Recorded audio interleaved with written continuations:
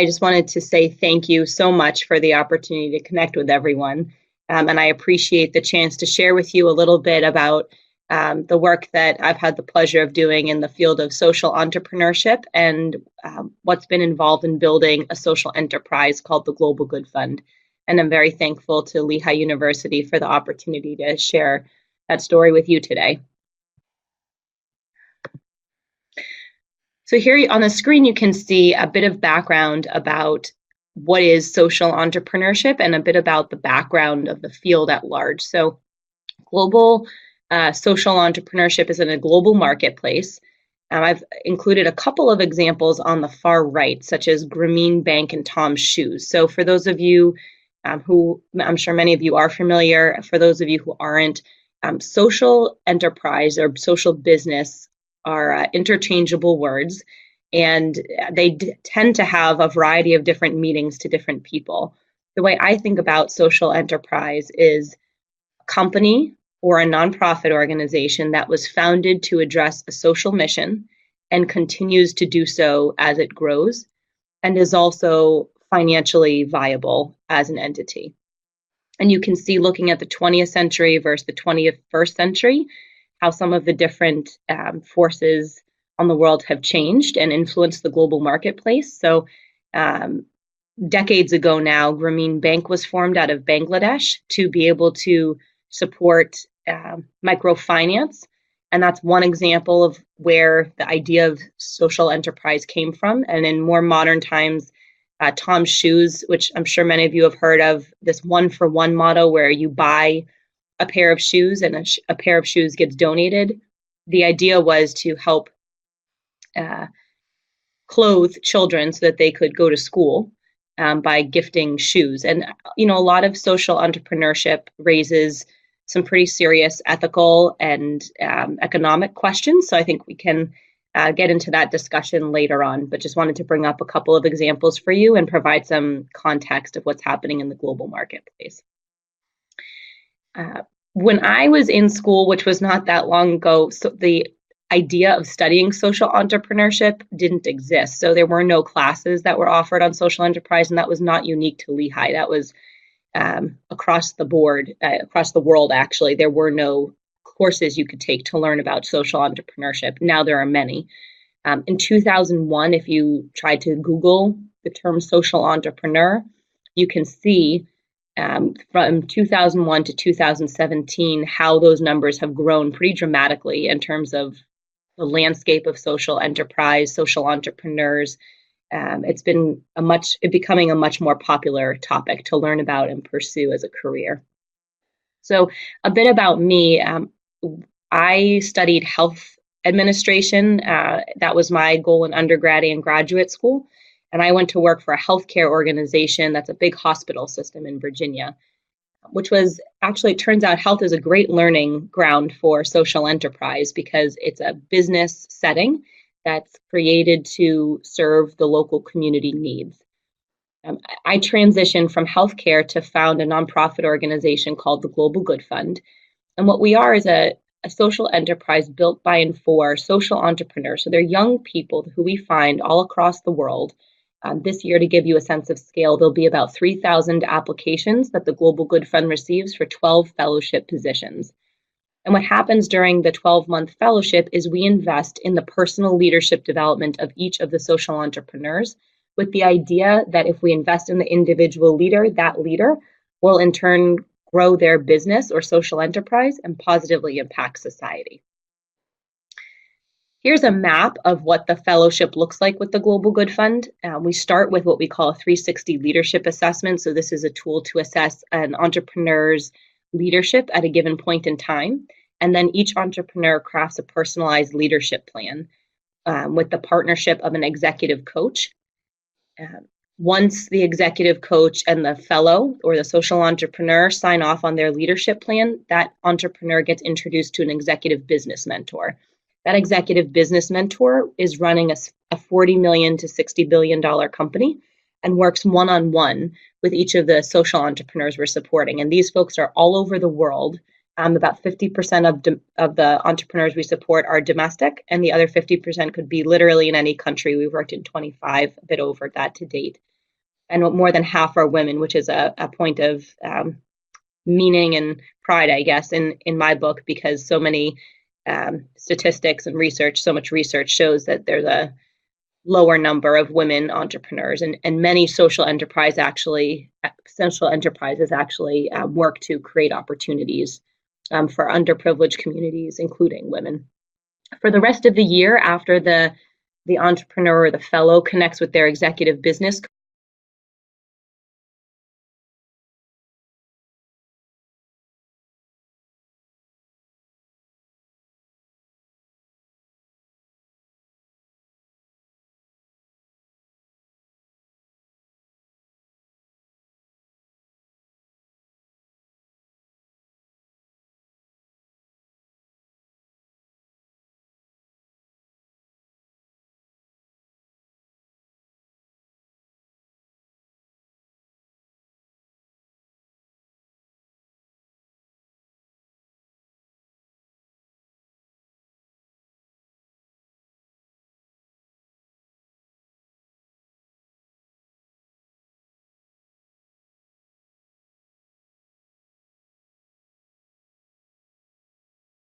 coach. We have a 4-day summit that kicks off a year of mentoring and implementing the personalized leadership development plan. And the Global Good Fund tracks the enterprise growth, the individual development, and the social impact for each entrepreneur quarter over quarter. So we know, how does the entrepreneur grow as a person, as an enterprise, and deliver social impact. So this is a big question in the field, is one around impact measurement and evaluation. And I'm happy to go into more detail about that, but I'll just say I'm no expert, but I can say, coming from healthcare, where you have to measure what you're doing or people's lives are at stake, it was a really meaningful opportunity in the social enterprise space to develop metrics for how we measure whether what we're doing is having a positive social impact. In terms of scalability, we started with a 12-person fellowship program and realized that with 3,000 applications, we were rejecting the vast majority of people, which is depressing when you have hundreds of qualified candidates who are truly making a difference in a variety of industries domestically and around the globe. And so what we started doing was pitching an entrepreneur to different companies and family foundations. So for example, we approached Johnson & Johnson and said, we have hundreds of health social entrepreneurs. Would you be interested in sponsoring global health entrepreneurs? So Johnson & Johnson now has a global health fellowship program run by Global Good Fund, where we source the entrepreneurs. We help them navigate through their leadership development journey using the model of the Global Good Fund Fellowship, and it's branded as Johnson & Johnson's fellowship program. We're pursuing the same opportunity with the Diana Davis Spencer Foundation, which is a private family foundation, and the family cared about creating jobs for people over 50 in the United States. So we now run a separate fellowship program called the Diana Davis Spencer Fellowship Program to source entrepreneurs who are creating jobs for people over 50 or who are themselves over 50 and launching their own companies. Another way we scale and create revenue for the Global Good Fund, so that we're a financially viable organization ourselves, is we sell the products and services we use to run the fellowship program. So for example, with the Schusterman Family Foundation, we provide leadership development coaching, leadership assessment, and leadership development planning to the Schusterman Family Foundation Fellows. So these are examples of how we're growing the number of social entrepreneurs we can positively impact, while at the same time creating revenue streams for the Global Good Fund.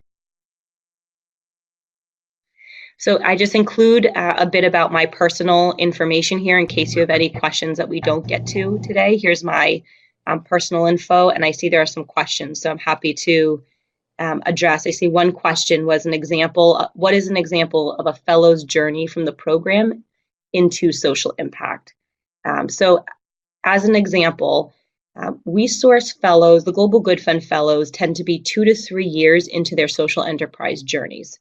So they have already taken a dive from the airplane and started building a parachute on the way down. meaning they have already created either a nonprofit organization or a for-profit organization. Typically, these organizations have some sort of model that's working, or they've piloted and are ready, but they are ready to scale, and they're interested in growing the leader as a vehicle for growing the business. So they're already a functioning social enterprise, and what we do is take them along a 12-month journey for their personal leadership growth by pairing them with an executive mentor, by having them participate in a 4-day summit with other peers who are social entrepreneurs from around the globe so they can participate in peer learning, by having leadership assessments and personalized leadership plans. So if someone says, I need to raise capital to scale my company, we would then say, well, what is it that you personally need to do to raise money? And we would help them craft a personalized leadership plan and then provide the funding to implement that plan. Does that make sense?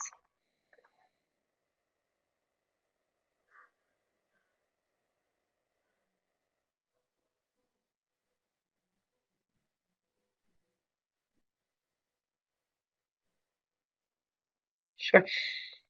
So one of the leading characteristics that gets people rejected from participation in the program is lack of humility or coachability. And again, this is a leadership program. So if someone's not willing to take feedback or not open to critique or change, that tends to be something that gets in the way of them That's growing. great. Resilience, Linda curiosity, Mena has a question. and a What are willingness some of to the really metrics listen you to have people used to who are measure the spending their success of the time programs? offering guidance. That was So my the reason question we as well. connect these social entrepreneurs with executive business professionals, people who have built companies and are leading companies from 40 million to 60 billion dollars, is that they have the expertise to know how to help them grow. And so if they're willing to listen and willing to put in the time and are respectful and self-reflective, they typically tend to thrive in this program.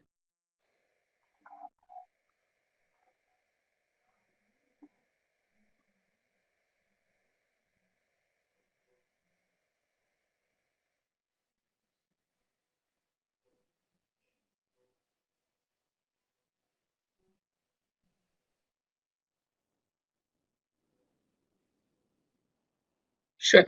So there are three measures we're trying to focus on at large for measuring the success of the Global Good Fund. And we measure both these metrics for the Global Good Fund as well as for each of the fellows we're serving. So the model is the individual's personalized leadership development growth. The second, a bit broader, would be the business growth. And then the third would be social impact. For social impact, that tends to be the hardest for us because they're in different industries and geographies across the world. There are international rating systems for social entrepreneurship called Gears and Iris, but it's frankly quite detailed and over our heads. So what we've done is we've partnered with Emory University and the Kauffman Foundation more recently to do a pretty thorough deep dive. Johnson & Johnson also lends us their measuring and evaluation person. And in the past, we've done a partnership with Wash U. We still have a senior resident, senior scholar in residence from Wash U who comes to meet with us quarterly to look at our impact measurement and brings PhD candidates with Lehigh to do some of those? Open all our books and share all the data we're collecting.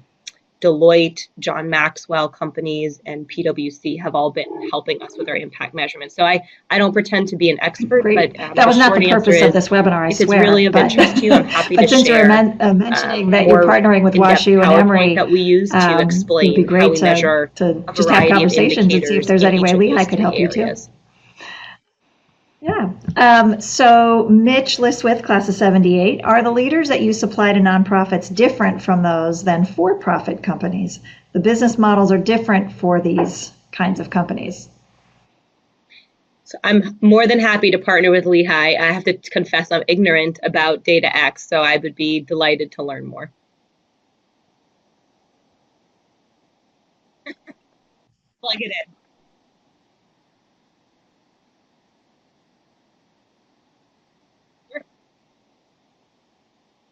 Absolutely.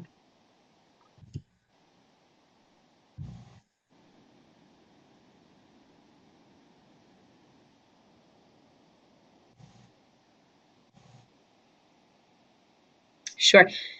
So one of the greatest challenges with Global Good Fund in terms of scalability is it's an extremely selective, personalized program. So actually every single entrepreneur is served in a slightly different way. So for every single entrepreneur, when I say they receive a personalized leadership plan, literally every single entrepreneur who we work with has a different plan in terms of their course of action.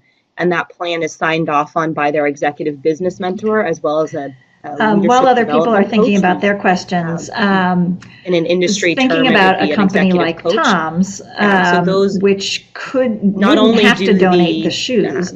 How do you answer the question where nonprofits about and for-profits have different is this a strategies in marketing terms of their gimmick leadership that something like development Tom's is and doing, business growth, or but are they in really fact, leader to trying leader to do within the good for the same world? spheres? Because a They lot of each have companies different donate millions of plans for how dollars they'll per grow, and year it's to completely reflective on their nonprofits, individualized but growth, don't and tie it actually into their poses consumer a marketing. challenge So to how what we is grow the the Global Good response Fund in terms of for scalability. a question like that?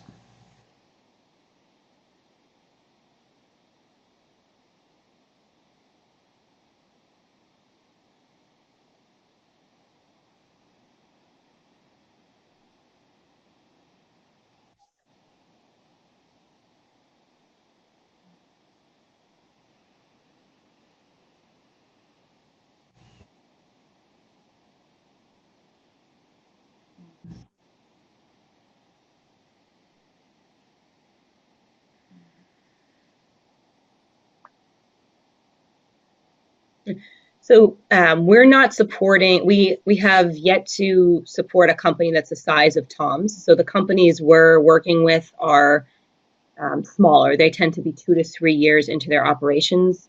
Some of them have actually received investment capital from Tom's down the road, or actually the CEO, founder of Tom's, but we're looking for companies that were founded to address a social mission. So having a marketing ploy would not be conducive to what the Global Good Fund's looking for. And this is a 6-month due diligence process that features multiple filters. So there's interviews, there's site visits, there's a venture capitalist doing due diligence on the business model. Switch the conversation to be a little more personal about you. I mean, you're only 10 years out of school, and you sound like you've been doing this for decades with the number of companies you're working with. It's a pretty thorough vetting how did you go from Lehigh choosing people who are actually so out there to make the world a better place? And you know, in the case of the for-profit companies, don't have an issue making the world a better place at the same time that they're generating profit. That those two items are not mutually exclusive.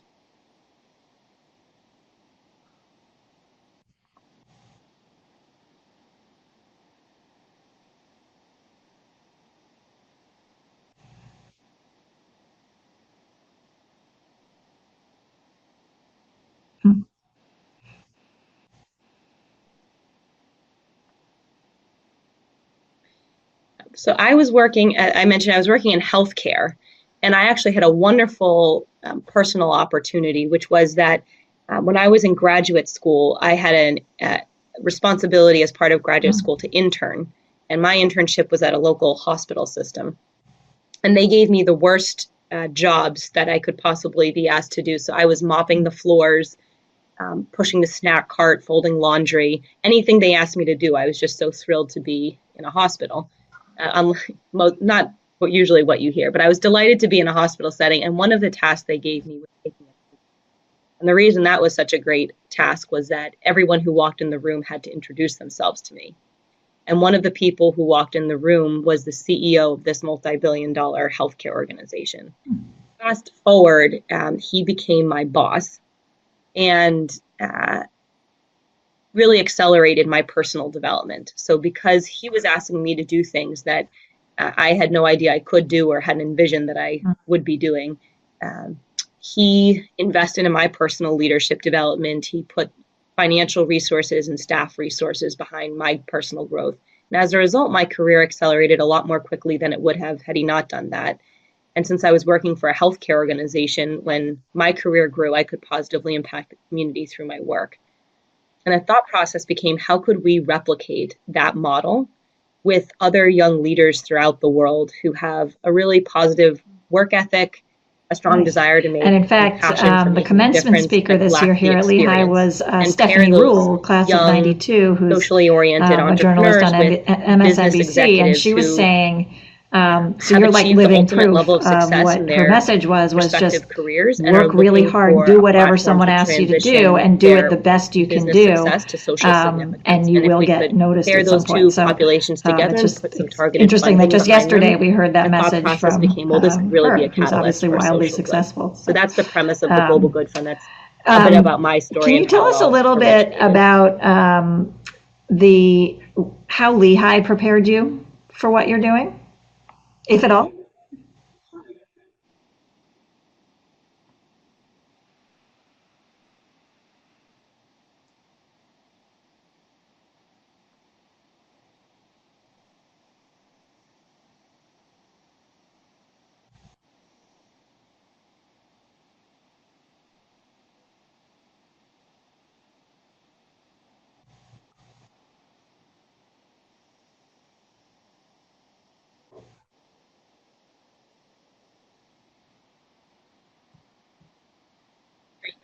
Well, sure, yeah. So I had a wonderful experience at Lehigh, and I wanted to study health administration. And the reality was there was no major for health administration. There still isn't at most undergraduate level universities in the country. And so um, I ended up being able to put together, and I had the support of the faculty to put together um, a course of study that was suitable to what I was passionate about. And I was really supported in piecing together what was most of interest to me. So actually, some of the books I read at the time were written by social entrepreneurs before that term existed, some of the leading social entrepreneurs in our country. Great. And that was really encouraged So Linda by the and Danielle faculty are at typing Lehigh. I questions. think the other piece was I was While we're waiting encouraged to for their do questions to pop up, independent studies, which nurtures your what do creativity. you It nurtured my tell, sense of say, creativity and curiosity for what's going on in the world beyond our own bubbles, and uh, community service. So I was pretty active trying to get out in the community and see how I could make a difference, if at all, and get credit for that, which is pretty unique, I think, to a lot of universities.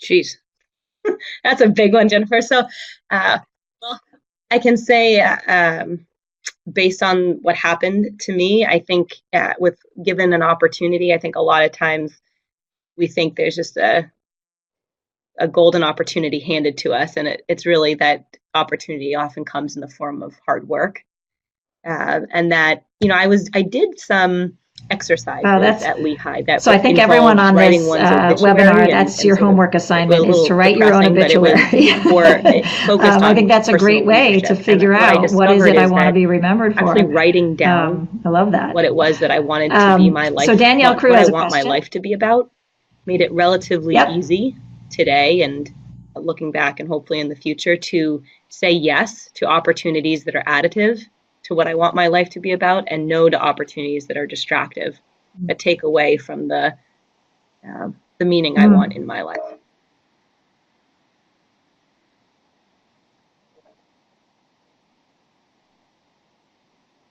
Mm.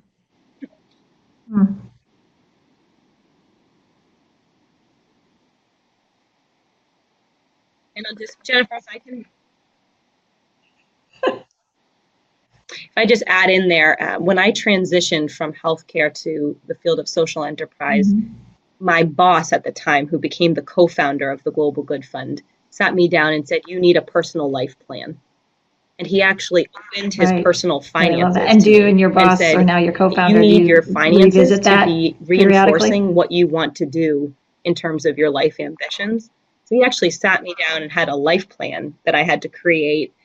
So that was actually way more uplifting slash depressing than creating my obituary. But what do you want your life to be about? And not that everything has come true, but I'd say the vast majority of things, if they don't if I don't work at it and make it happen in a certain phase, I move it to another so that I can be realistic about what I'm trying to accomplish.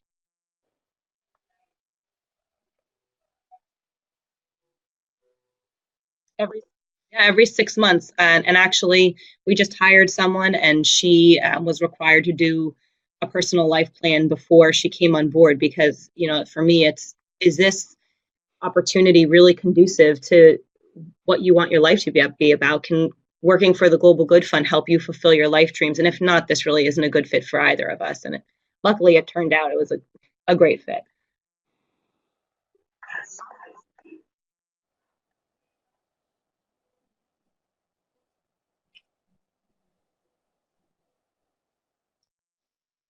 International trends. Okay, so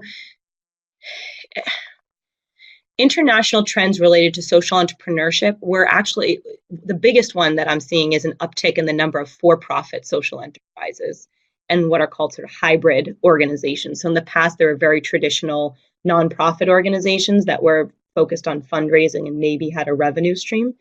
And now we're seeing, especially internationally, a large uptick in the number of for-profit social enterprises. From an industry standpoint, it's really all over the place. Education is a big focus, healthcare, sustainable fashion has grown from an international standpoint with I think probably I have no facts to confuse me on this. Linda's so asking, I'll say that up front, but I how think many probably employees work millennial for interest you? in shopping habits and having then Scott's asking, and what skill sets do you look for in a your supply employees? chain that's ethical To and further morally your sourced supply chain has driven producers in other countries to source the stories of people who are creating the products that we're buying. So that's a international trend.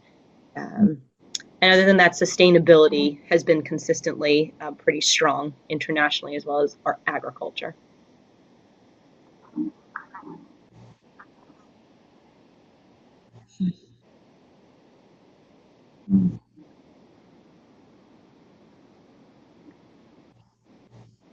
Great. So, sure. So we have 6 full-time employees and about 20 contracted employees. Um, I've had great luck hiring women who are returning to work. They seem to undersell themselves and are actually a lot more capable. So that's its own set of challenges, but we're really looking for people who are scrappy. I should add in, we're a virtual organization.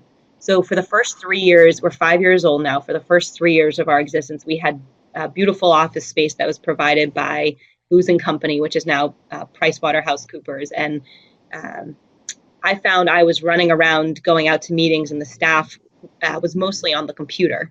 And so we could find a way to be virtual. So we now have staff in full-time staff in Colombia, Brazil, New York, Boston, Virginia, Maryland, Philadelphia, or Pennsylvania. So we're a bit all over the map as a international organization. It makes sense, but we have really focused on being lean. So for me, it's just a big responsibility that it's other people's money that's funding this, and I take it really seriously. So we try not to staff up until we absolutely need to and are bending over backwards to make things work. And we've been able to scale by hiring part-time staff. In terms of skill sets, we're very much looking for people who are willing to roll up their sleeves and want to be part of something greater than themselves. So people who I'm delighted to work with people who are willing to learn. They don't need to come in with certain skill sets, but have a curiosity for learning and a willingness to roll up their sleeves and do tasks that are completely administrative and also high-level thinking. Everyone on the team is expected to present to the board. So Danielle and I have a similar question. My question is, so everyone presents the to people the you're board describing, and actually PwC is one of the companies where Lehigh has the most alumni working. And I was wondering, do you have any Lehigh alumni as employees, or do you work with them in these corporations you're talking about? On various topics, but for me, that's pretty enriching, and we're looking for people who have a common set of core values that's about making the world a better place and focusing day to day on something greater than themselves. Hmm.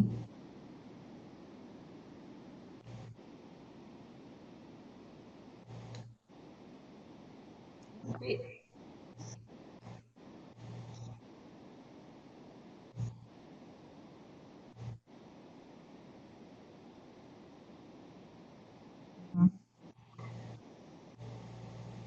I do, as a matter of fact. We, in the last, let's see, in April, we hosted Right, Lehigh right. And student Danielle's at our question is, how can we annual help Global you Good as Fund the alumni Gala. network? We've got So we 80,000 made that alumni around the accessible, world in and all kinds of we great positions. So, have hired a is Lehigh there any way alum. the network can She's help our you? director of communications now out of Boston. So, yes, I'm very interested in supporting Lehigh Mm-hmm. alumni. I think part of the challenge is that we're so small as a staff, as an organization, that our bandwidth to support the numbers of people who are interested in social enterprise is, that's pretty humbling. But we're happy to do whatever we can to be supportive.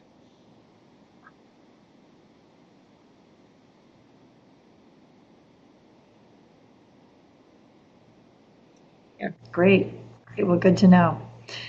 Yes. All right. So Well, I know we only we are have you very until interested always 4:15, in so recruiting we will stop executive there. Is there business any mentors. last words So of people who wisdom are that you leading a would like 40 to million to share? $60 billion company who want to mentor virtually. That's very much of interest. And then people who are interested in serving as content experts or doing specific projects that have a clear start and finish to move the Global Good Fund forward or move forward the organizations that we serve. Those are also people who we'd love to be in touch with.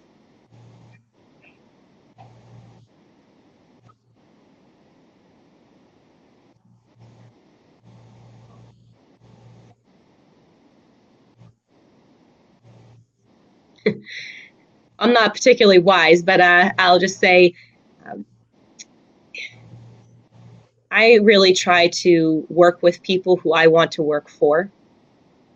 And that's been um, meaningful for me as we've grown the Global Good Fund, just to try to hire and work with people Great. That's a who great I message. feel pull me up, And Mitch says, thanks not for just fighting the good personally, fight. but also in terms of the Danielle says, role that thanks, we're Carrie. It trying was to terrific. create. So, Um, thank you again, and I'll also Carrie. add I I'm love personally, hearing your story. It's so I'm a great. It's, parent and a as I mentioned, spouse and like a kind of sister typical and a Lehigh, where you just work really, daughter really and a hard friend. And and so create the life that you one want. I of love the the idea of the life greatest plan. gifts, I think, is being I able to might do actually do that something that I myself. really So love, thank you. and also All right. be able to be the person in the communities that I'm part of in a way that's impactful to those who I care about.